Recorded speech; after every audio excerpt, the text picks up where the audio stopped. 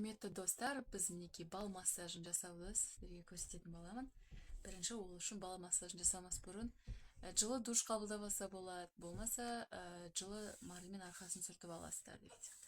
И бірінші кезекте бір 10-15 минут арқаны қыздырып аламыз. Майсыз, түксіз арқаны қыздыратын боламыз.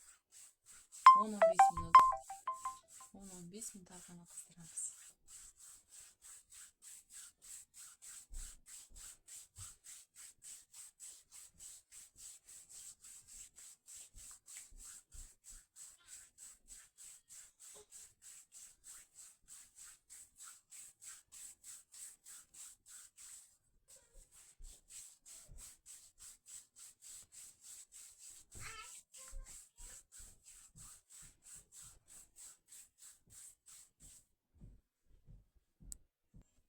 Мінекей осылай 10-15 минут арқаны кішкене қыздырып аламыз.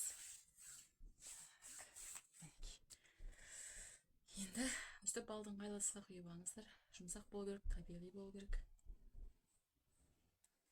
Қалағандарыңызға жағасыздар да.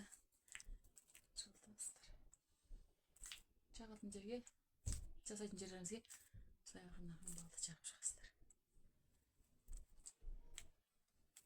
Қай жерге жасайсыздар, сол жерге балды жағып шығыңыз. Ол басында сұйық болып жағылады. Жасай келе одан кейін ағарады. Ол дегеніміз денедегі токсиндар мен тұздардың нәтижесі. Осылай керек жерге балды жағып аласыздар.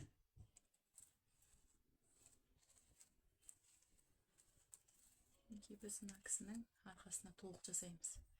Еуі жақсы бел жағында қан айналым дұрыс емес. Сол үшін бел жағына көбірек көңіл бөлеміз деп отырмыз.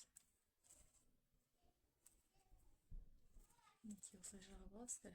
Жеткілікті бұл жерде. Жағып аласыздар да. Бұл буын ауруларына, қан айналым жақсаруына жақсы көмектеседі. Тері мен еттің арасындағы кішкентай қан айналымға жақсы көмектеседі. Курстың ұзақтығы 7-ден 10 күн аралығы болады. Үзбей жасау керек және де. Мінекей осылай жақтық. Енді басында қолдарыңыз оңай жүреді, одан кейін ақырын-ақырын қиындай бастайды. Көрдіңіздер ме? Жабыстырасыздар, осылай тартасыздар.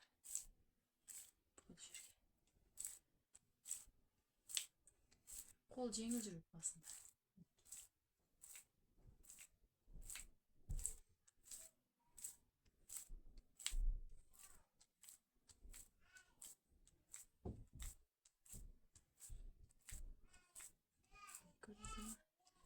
Теріні ақырын серпін беріп тартады.